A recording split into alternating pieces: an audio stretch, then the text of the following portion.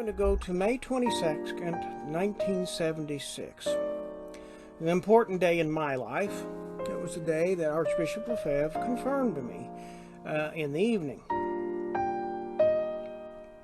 That was an interesting weekend, to say the least. And I could tell a lot of stories, but I want to limit myself to one story, which is kind of hard to do when I got a cup of coffee in my hand, because I can tend to wander off subject.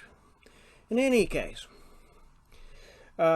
we arrived Friday evening. Dad was on a 4-day weekend.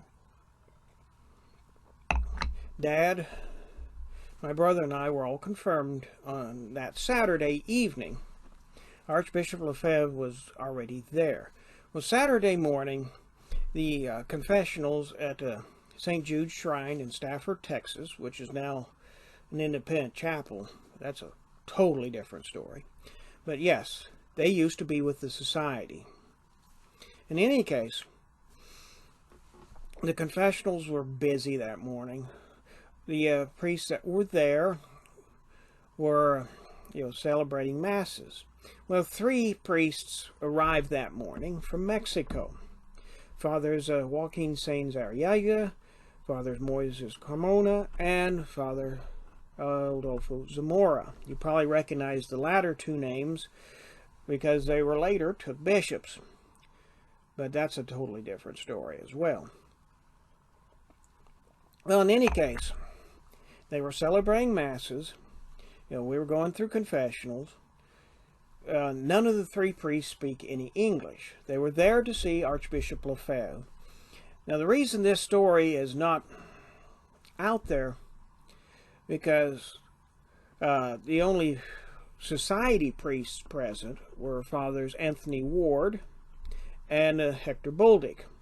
A priest that worked with the society, Father Karl Pulvermacher, had just started working with the society that very weekend, I believe. He just come in finally from Australia. I don't know if Pulvermacher was in on the actual meeting or not. I'm pretty sure the meeting would probably have been carried on in Latin, which Sainz, Carmona, and Zamora spoke well. Sainz had been an advisor to his bishop, I think, at Vatican II. I believe Zamora was supposed to have been a seminary professor. Carmona also spoke Latin. I'm an eyewitness to Carmona and Zamora being able to speak Latin from a May 1982 meeting I was in. But it was 82. In any case, let's return to 76. Okay, the reason none of the other society priests probably even know of this story, because this incident happened while Father Chicado was still a first-year student. Back then, if you had time in a Novus Ordo seminary, Lefebvre ran you through the year of spirituality, 1 year, and then through 5th year, and then ordained you a priest. Father Chicado was one of those. I believe Father Dolan was. Well, the first priest to actually do the whole course at Econe was Father Finnegan, who was ordained in 78. But let us return to 76. Well, Father Sainz, Carmona, and Zamora, and yes, I know Wikipedia says Sainz was already dead by then. Well, I happen to know he wasn't. I saw him. Mom said Buenos Dias to him. That's about all she could say, because Sainz, Carmona, and Zamora speak no English. Let's see, Dr. Benjamin Franklin Dryden, you probably don't see much about him on the internet. He actually spoke with one of the 3 priests, and I don't know which one. He may have spoken with more than one. He could speak Spanish. Either that or he could speak Latin, because he had a doctorate in something. He was well read. In fact, Mom asked Dryden for some information, and about 2-3 months later got a nice letter from him with everything she'd asked for, coming from the Summa and Catholic sources, which he had access to. Because in 76, you didn't have libraries like these readily available. We had to search used bookstores, but that's another story. Father Sainz Cremona Zamora told Dryden, among others, they were there to talk to Archbishop Lefebvre about holding a papal election. They were open with everyone. Sainz had already been to Rome. I've seen the article in a publication called Veritas about this idea of electing a pope. Sainz had been to see all the conservative cardinals, try and get them to elect a pope. But they wouldn't cooperate. His next step was to talk to Archbishop Lefebvre. Well, this meeting had that place buzzing. There were probably about 1,000 people there, 500 from out of town for the Saturday confirmations, the actual people getting confirmed and their families, and another 500 that went to the Sunday Masses at St. Jude's Shrine, which had just been remodeled. And so there were 1,000 of us talking about it. But we're all from the central part of the United States.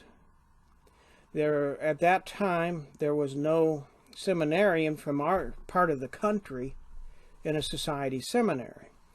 I would become one of the first from that part of the country, and probably the only one from that actual confirmation to enter a society seminary. So this story didn't get told because I didn't bother to tell it. I didn't think to. I probably should have because it's very important. I do know that Father Pulvermacher was influenced by this meeting. He gave a sermon almost a year later in Oklahoma City at a weekday mass, which stirred up the few people present, because he gave a Sede Vacantis sermon. I've seen the video by Father Cicada about the Sede Vacantis statements of Archbishop Lefebvre. There's also a website mentioning those. What they don't mention, and they don't know about, is this particular meeting where the election of a pope was actually discussed with Archbishop Lefebvre. Well, Father Karl Pulvermacher gave a Sede Vacantis sermon. After the sermon, over a cup of coffee, there was quite a lively discussion ensued where Father Karl Pulvermacher said, someday we're going to have to elect our own pope. You've seen this statement where he said once they've done away with all the priests of the new rite of ordination, they'll give us the Mass back, which Father Cicada quotes. And I have heard the exact same statement from Father Karl myself, so I can confirm that was his position at the time. So Father Cicada is accurately quoting Father Karl. But the idea of electing a pope was discussed with Archbishop Lefebvre. I am thinking the 3 Mexican priests were disappointed in Lefebvre's response, because later on he would be visiting anti-pope Paul VI in the fall of 76, after Paul VI suspended him. But the idea of electing a pope was well known, at least by these 1,000 people, and probably by many in Mexico. I do know there was communication between the publication called Veritas.